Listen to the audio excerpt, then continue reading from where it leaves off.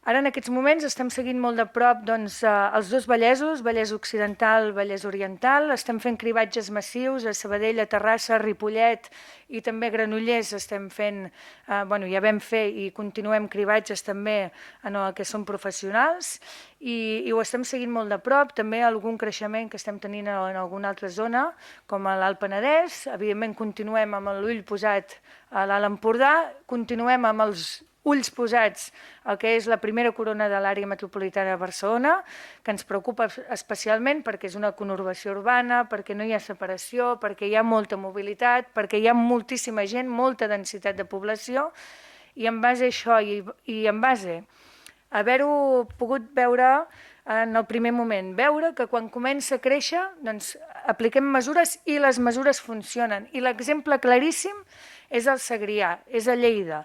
Les mesures han funcionat, hem pogut relaxar les mesures i en base a això haurem d'anar gestionant aquesta pandèmia i controlant aquesta pandèmia i intentant anar sempre nosaltres atrapant el virus i intentant tallar totes les cadenes.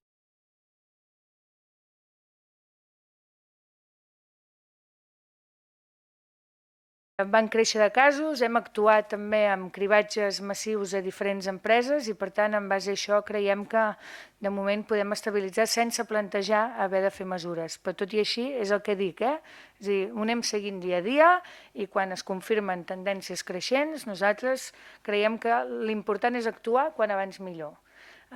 Precisament per no haver de prendre mesures més dràstiques. Els objectius d'aquests propers mesos és que el sistema de salut no hagi d'aturar l'activitat normal que té, de tots els aspectes de salut, que són moltíssims, moltíssims, més enllà de la Covid, i que com a societat no haguem de parar el país i no haguem d'aturar tota l'activitat.